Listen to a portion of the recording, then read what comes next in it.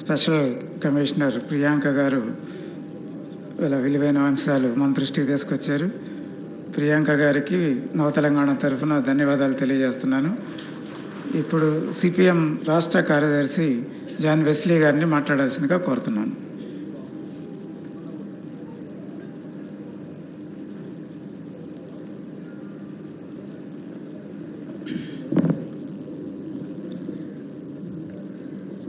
సభాధ్యక్షులు ప్రభాకర్ గారికి, ఈ కార్యక్రమానికి ముఖ్య అతిథిగా హాజరవుతున్నటువంటి ముఖ్యమంత్రి రేవంత్ రెడ్డి గారికి, అలాగే స్పెషల్ కమిషనర్ ప్రియాంక గారికి, సిపిఎం పార్టీ పోలిట్ బ్యూరో సభ్యులు బివి రాఘుల్ గారికి, కేంద్ర కమిటీ సభ్యులు తమ్మినేని వీరభద్రం గారికి, సిపిఎం రాష్ట్ర కార్యదర్శి వర్గ సభ్యులు జూలకంటి రంగారెడ్డి గారికి, అలాగే ఈ కార్యక్రమానికి హాజరైనటువంటి మిత్రులందరికీ కూడా సిపిఎం పార్టీ తరఫున హృదయపూర్వక ధన్యవాదాలు తెలియజేస్తున్నాను. అనుదినం జనం స్వరంగా ప్రజల యొక్క హక్కుల సాధన కోసం ముందుకు సాగుతున్నటువంటి నవ తెలంగాణ దినపత్రిక 10వ వార్షికోత్సవం జరుపుకోవడం అంటే ఒక 10 సంవత్సరాలు శ్రామిక వర్గాల తరఫున పోరాడుతున్నటువంటి ప్రజల యొక్క గొంతుకగా నిలబడుతున్నట్టుగా లెక్క. అలాంటి గొంతుకగా కొనసాగుతున్నందుకు సిపిఎం పార్టీ రాష్ట్ర కమిటీ తరఫున ప్రత్యేకంగా నవ తెలంగాణ పత్రికా సిబ్బందికి విప్లవాభినందనలు కూడా తెలియజేస్తున్నాను.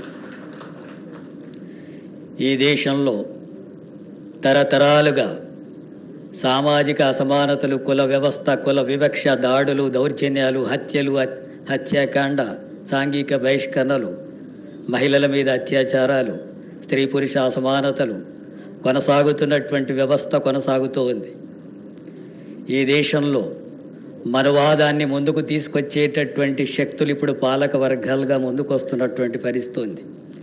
అందుకని ఇది సామాజిక న్యాయానికి గొడ్డలి పెట్టు లాంటి పద్ధతులు, ఆ విధానాలు కేంద్ర ప్రభుత్వాలు ముందుకు తీసుకొస్తున్నటువంటి సందర్భాన ఈ పత్రిక మరింత అవసరం ఉన్నటువంటి పరిస్థితి ఉంది.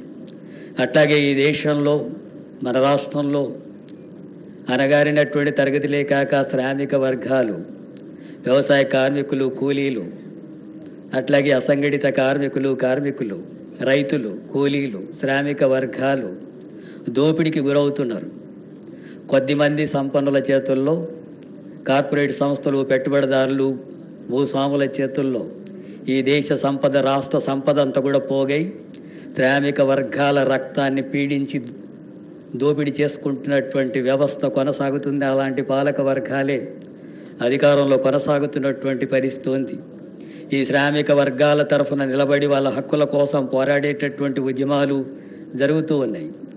అలాంటి ఉద్యమాలు జరుగుతున్నప్పుడు ఆ ప్రజల తరఫున వాళ్ళ హక్కుల కోసం పాలకులు అనుసరిస్తున్నటువంటి ప్రజా వ్యతిరేక విధానాలకు వ్యతిరేకంగా ప్రజల్ని చైతన్యవంతం చేసి, సమస్యలను విశ్లేషించి, ఆ హక్కుల సాధన కోసం పోరాడేటటువంటి పద్ధతుల్లో మీ వార్తలు ఉండడం అనేటటువంటిది కూడా శ్రామిక వర్గాల విముక్తి కోసం జరిగేటటువంటి పోరాటంలో మీ వంతు పాత్ర నిర్వహిస్తున్నందుకు మీకు మరోసారి విప్లవాభినందనలు తెలియజేస్తున్నాను. అట్లాగే ఈ దేశం సామ్రాజ్యవాదుల చేతుల్లోకి నెట్టివేయబడేటట్టుగా మన దేశ సార్వభౌమ అధికారాన్నే సరిగా నిలబెట్టుకోలేనటువంటి స్థితిలో ఈరోజు కేంద్రంలో ఉండేటటువంటి పాలక వర్గాలు ఉంటున్నాయి. సామ్రాజ్యవాద దేశమైనటువంటి అమెరికా ఏం చెబితే అది వినేటటువంటి ధోరణులు కనబడుతున్నాయి. అట్లాగే ఈ దేశంలో ఉండేటటువంటి ప్రజల సమస్యల గురించి మాట్లాడడానికి తగిన ప్రాధాన్యత ఇవ్వడం లేదు.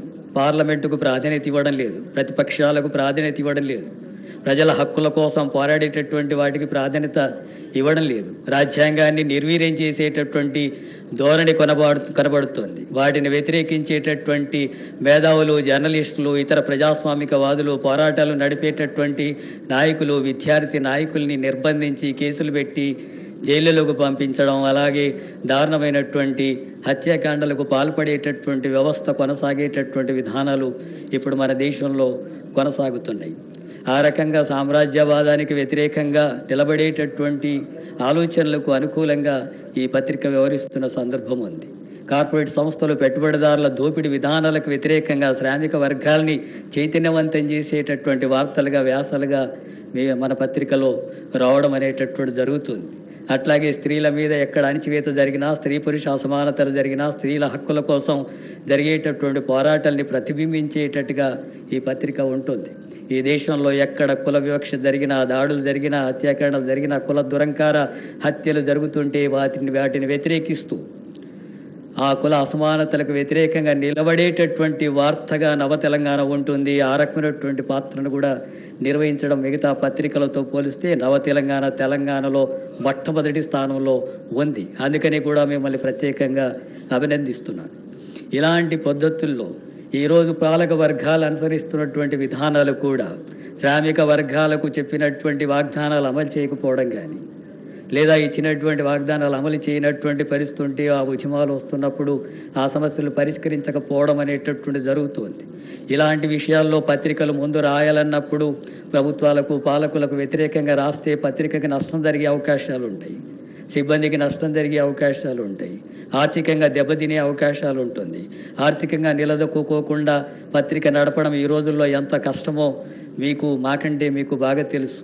అలాంటి ఆర్థిక ఇబ్బందులు ఎదురైనా సరే కొన్నిసార్లు పాలక వర్గాల కోపానికి గురైనా, ఇతర పద్ధతుల్లో కొనైనా వాళ్ళ లక్ష్యం వీడకుండా ఎదురు నిలబడి గట్టిగా పత్రికను ముందుకు నడుపుతున్నందుకు కూడా మీ అందరికీ కూడా అభినందనలు తెలియజేస్తున్నాను.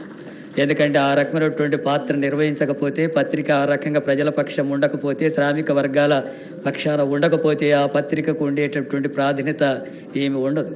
తప్పకుండా ఈ దేశంలో ఈ అసమానతలు కొనసాగుతున్నంత కాలం, ఈ సామాజికంగా, ఆర్థికంగా, రాజకీయంగా, సాంస్కృతికంగా అణిచివేత, దోపిడీ కొనసాగుతున్నప్పుడు వాటన్నిటికీ వ్యతిరేకంగా పోరాడేటటువంటి ప్రతి ఉద్యమానికి, ప్రతి సమస్యకు ముందుండి ఆ రకమైనటువంటి బాధ్యతగా నిర్వహించి వాటి వార్తలను విశ్లేషించేటట్టుగా మన పత్రిక ఉంటుంది. అది మరింత ముందుకు సాగాలని, అది మరింత విస్తృతంగా ముందుకు సాగాలని, తప్పకుండా ఎట్టడుగున ఉండేటటువంటి ఆదివాసీల గొంతుకై, అణగారినటువంటి తరగతులకు సంబంధించినటువంటి మహిళలు, దళితులు, గిరిజనుల హక్కుల సాధనకై, అట్లాగే ఈ దేశ సంపదను దోపిడీ చేస్తున్నటువంటి బలమైనటువంటి శక్తివంతులుగా ఉన్నటువంటి కార్పొరేట్ సంస్థలకు, పెట్టుబడిదారులకు, ఆధిపత్య ధోర్లకు, భూస్వాములకు వ్యతిరేకంగా జరిగే ప్రతి ఉద్యమంలో నవ తెలంగాణ దినం ఆ ప్రజల పక్షాన నిలబడి, అనగారినటువంటి దోపిడీ గురవుతున్నటువంటి పక్షాన నిలబడి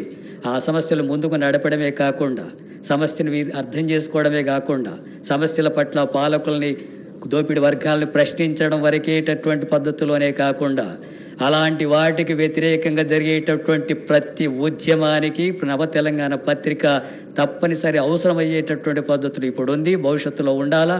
అది శ్రామిక వర్గాల యొక్క విజయం సాధించేంత వరకు ఇలాంటి పాత్ర పోషించాల్సినటువంటి అవసరం ఉంటుంది.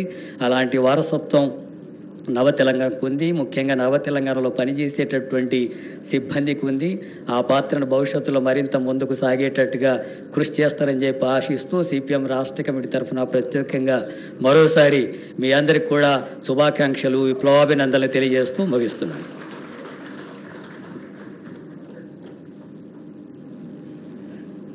సిపిఎం రాష్ట్ర కార్యదర్శి జాన్ వెస్లీ గారికి ధన్యవాదాలు. ఇప్పుడు భూదేవి గారు ఒక పాట పాడతారు.